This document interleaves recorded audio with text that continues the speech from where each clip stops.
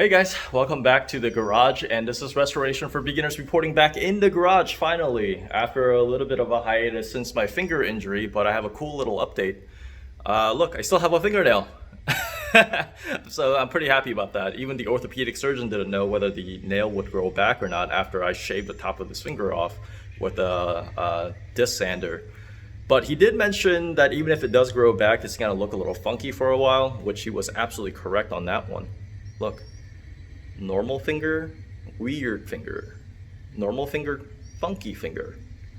Anyway, I did recall that I was supposed to make an update to the garage door insulation video in which we left a temperature sensor in here, which has been recording temperatures every day, every minute. So we should be able to tell exactly how much of a difference it all made in terms of kind of trying to cool this garage down. So we'll check in on that. And in the meantime, if you're looking for Datsun Z videos, please stay tuned. Don't give up on me. They are coming soon again. All right, guys, I know you guys have been waiting for this. Here are the results. I could actually talk about this for a little while, but I know you guys probably just want me to get to the point, so I'll try to keep this quick. So what we're looking at here is the hourly temperature measurements for mostly the month of May and some days in June. I live in Raleigh, North Carolina, by the way. So I downloaded both the hourly measurements from the Govee temperature sensor that I had left in the garage, which is the green line here, but also the outside temperature and cloud cover data from the National Weather Service. So the orange line is the outside temperature and the gray bars indicate cloud coverage. So right away, you guys can probably tell the daily swings in temperatures that usually peak around 4 p.m. And that happens almost every day, and it reaches bottom at around 4 a.m. every day, give or take about an hour. So from this chart alone, can you guys pinpoint out the weekend that I installed the garage insulation? So that's actually right here, the weekend around May 17th. You guys remember me talking about a tropical storm that was rolling into the area right after I installed the insulation? So yeah, that was for a few days after that weekend marked by this blue box here. So we basically had no sun and lots of rain for a few days. So going back to the lines, just from visually inspecting the green line, which again represents the temperature inside the garage, we can tell that the temperature swings inside of the garage was greatly muted after the insulation. Look how jagged the green lines look before the installation and how kind of minimal the jumps are afterwards. And of course, the whole point of insulation is to lower the peaks and raise the valleys. So even a quick glance confirms the effectiveness of the installation. But we'll find out exactly how effective in just a second. But before we move on though, I should explain the cloud cover data so that actually makes a little bit more sense to you guys. So obviously cloud coverage isn't binary and a location can experience varying degrees of cloud cover, but I translated the data into just two values, either cloudy or sunny, mostly because we don't need to be that precise, but paying attention to the cloud cover is pretty important because cloud cover has a big impact to the garage temperature.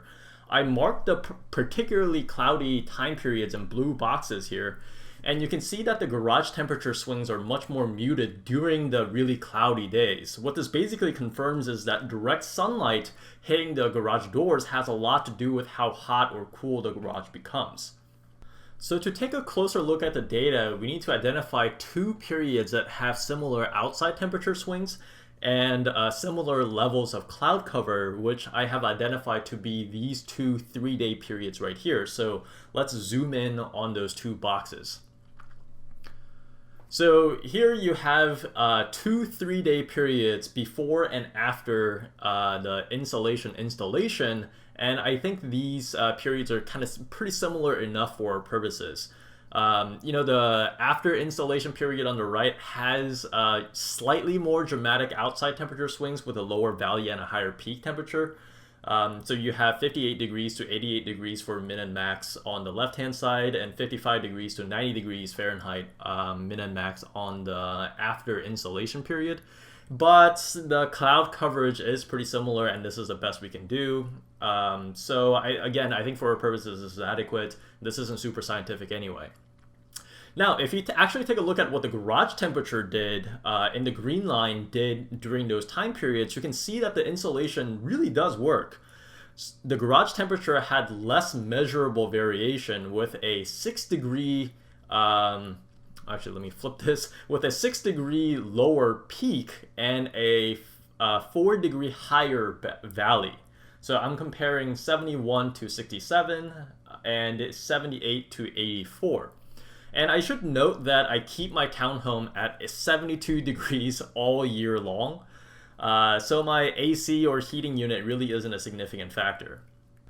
So in conclusion, the insulation lowers my garage temperature by at least 6 degrees when it's about 90 degrees outside and sunny, which honestly isn't as much as I had expected, but it's still a very much welcome change, especially during the really hot and humid summers.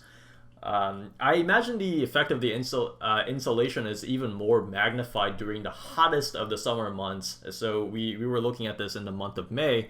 So I think you'll get a lot more benefit from the insulation in the hottest of the months and the coldest of the winter months. But since I only had the temperature sensor activated for about 2 weeks prior to the installation, I wouldn't exactly know by how much. I also don't really know how long it'll take for me to save the $200 that I spent on materials in terms of savings and energy costs. I'm gonna go ahead and guess maybe 3 to 4 years, but that's not really why I did this anyway, so I guess I don't really care about that. All I know is I'll definitely sweat less and shiver less and have a lot more fun in the garage, and that's really all that matters to me. So I'll see you guys next time. I hope you guys enjoy that. Again, if you have any questions, let me know in the comments and I'll try to get to them.